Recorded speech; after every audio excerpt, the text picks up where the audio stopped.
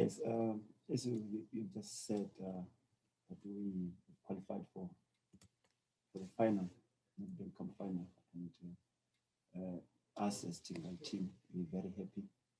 And in our debut in coaching in DSTV Premiership, it's an honor, and we can only hope and look forward for to finish what we have started.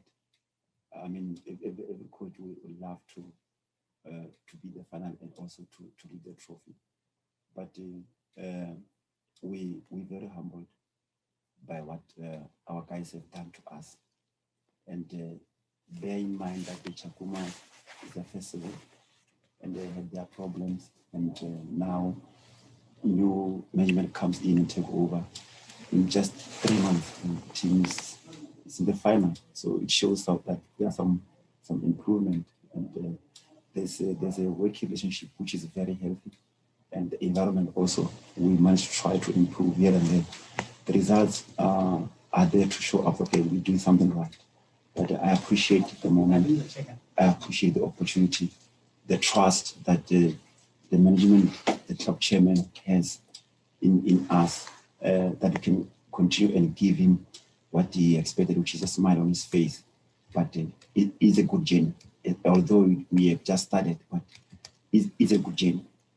The game plan, we worked throughout the week about how we're going to approach Sundowns and what to expect, so that during the run of play, obviously they will have to have a chance.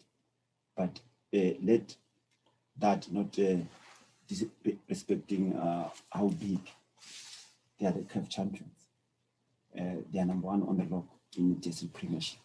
They deserve respect, and you have to do the proper analysis. You have to come with a good game plan, of which I believe today it worked, and all with due respect, and we applaud the guys that they carried the instructions, they carried the game plan throughout 90 minutes. Yes, we had chances to score, and Sundowns also had chances to score. And we knew when we overlapped to the extra time, that's when we knew, okay, we're in for it. But we knew what to expect, and it was exactly how we planned. That's why they were playing in our hands, and we appreciate the effort that the guys they dug deep, and they deserve to go to the final. And we hope and pray that this win will carry us to the big stake, which is the DSTV Premiership League matches, because that's where it matters most. But we need an injection. We need something that can say, Jens, so far, so good, but you get something to put on your face, which is a smile. But we let the guys, good effort, good attitude, and good contribution also. And we say we applaud them for that. Thank you, Fatu. Congratulations, Coach, on your victory, overcoming Mamelodi Sundowns, which is something that hasn't happened quite often for many teams across different competitions. Just a quick one. How is the mood in terms of the players in the dressing room right now?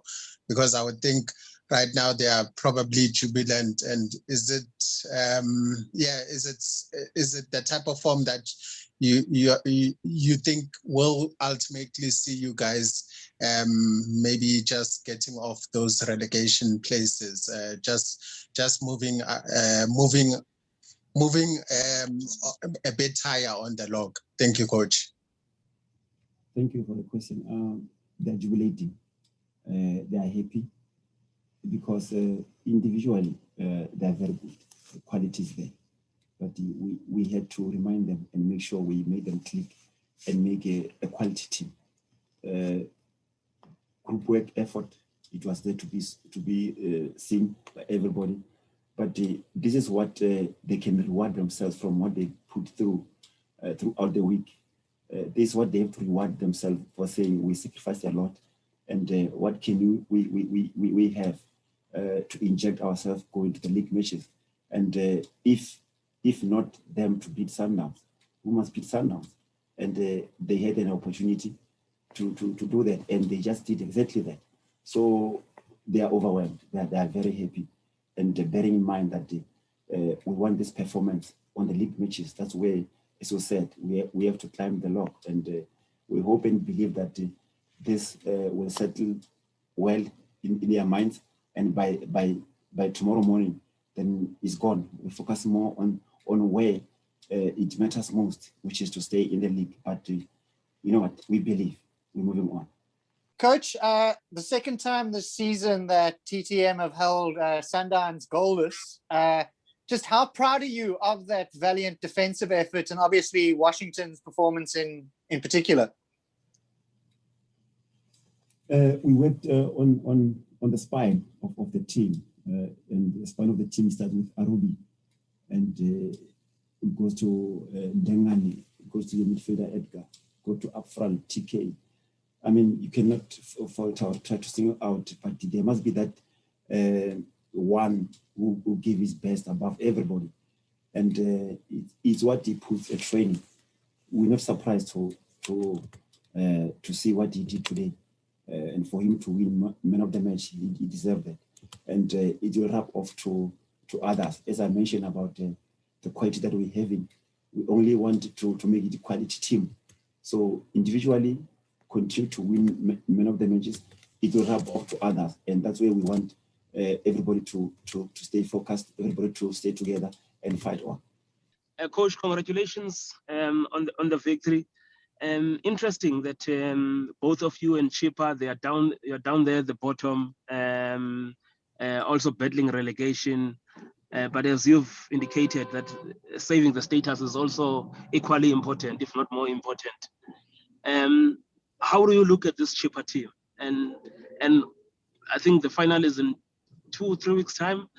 How are you hoping? Are you hoping that by then it will be clear in terms of where do you stand with the relegation battle? Thank you for that. Yes, by the time we play Chipper, everybody will know. Everybody will see that, okay, who's where, who's doing what, who's not doing what. And that's why we're saying with this performance, we want to carry it to the league matches, and for Chipper, with a good respect that we're having for them, as much as we play in the same league. We hope and that the final is what everybody in South Africa was hoped to see. For the first time, we see two new teams, even though this one is very unique because two teams are down there. But we believe that we'll be out by then. In 3 weeks' time, for sure, we would have played about 3 to 4 games. So it will show that, okay, that's where we belong. But with due respect, we only hope that we'll give South Africans the best final with the two teams that they're battling out there, and hope one will be sitting in, one will be fighting again for the relegation. Coach, I just want to check something here. Can you give us a lowdown into how you prepared for this match? I'm sure you can tell us now. Tactics, analysis, formations, all those complicated things that you coaches do behind the scenes that we never get to see. How did you come up with this, you and DVD and the rest of the technical team? Okay. Sundowns, they play 3-4-3, which they are very flexible. They can change to 5-3-2 or 3-2 going up, 4-2-3-1. They are very flexible, and they can move the ball around. They are good. They've been doing that for the past 5 to 6 years, if I'm not mistaken. And for us to game plan how we approach them, it was a matter of, okay, the best solution for this game, as we learn from the league match that we lost against Sundowns. It was 1, play without fear. 2, let's try to press them high when need be. The last one that was the standout was with our formation of 3-5-2, of which we worked hard identifying where is their strength. Their strength was to go outside. And if you do that, they're capable of changing to come through the middle, which means technically they have to change. And we're ready because we knew if we lock their wingers or their wing backs, that's when the battle will be on the central midfielders. That's where we thought we are fine, we can deal with it. And also, they are good runners of the ball. That's where we keep shouting, keep reminding them that this is what they can do.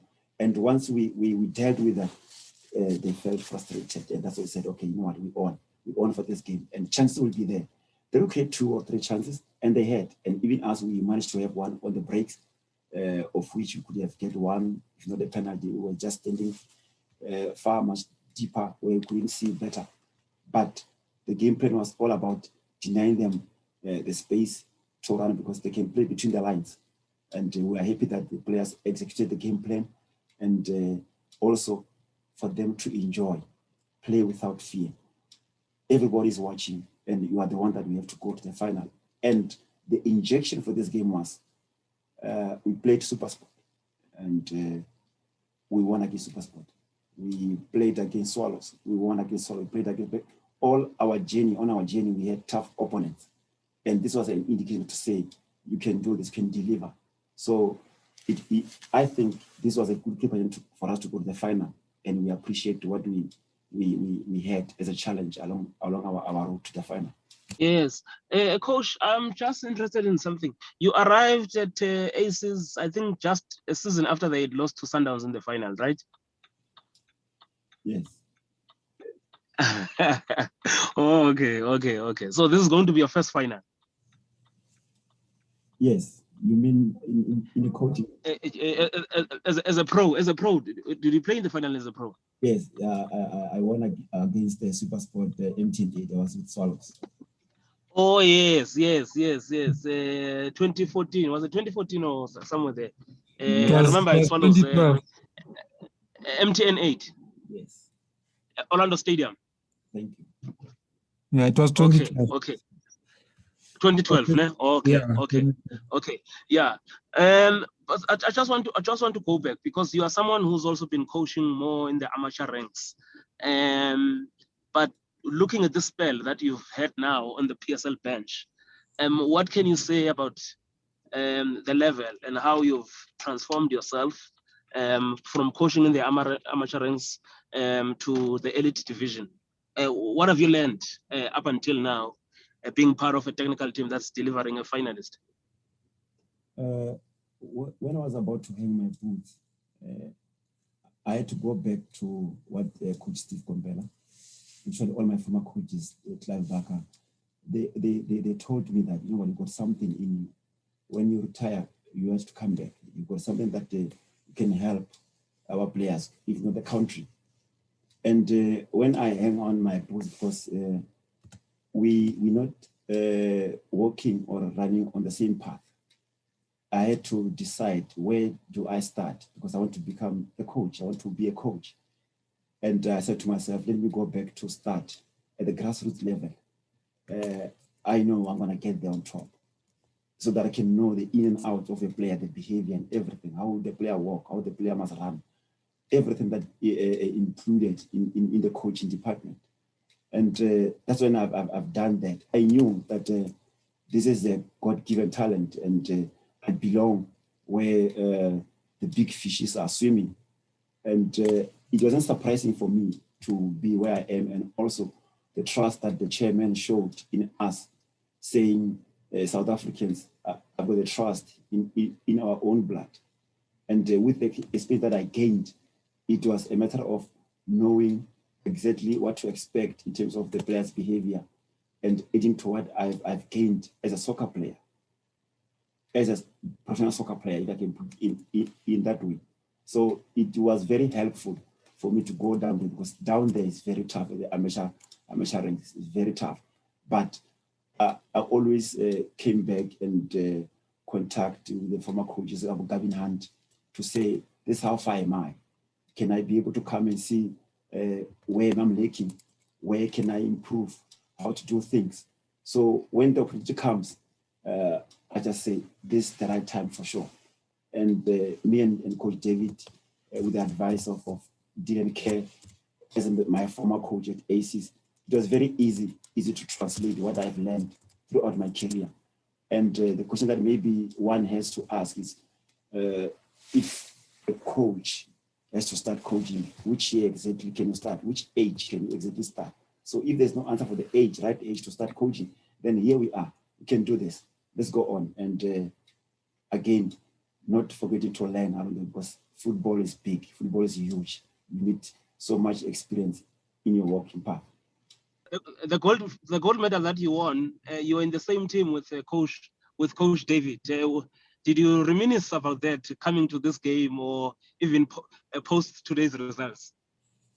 Yes, it started a long time, I think, at ACES. He joined me at ACES as I was a captain there. And that's when we moved together to Moroka Swallows. So now it's just a continuation. And for me to be working with him again and with Coach Dylan is something that, you know what, you can never ask for. I mean, we believe in one philosophy. That's why we're working well together. And as DM is here, we're very much thankful for what he's been helping us with.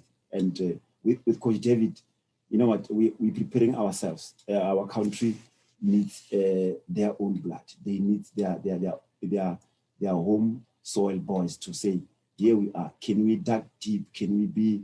Can we grind so that whenever time is up for the current coaches, then we can easily pick up the whistle and move on with the coaching career.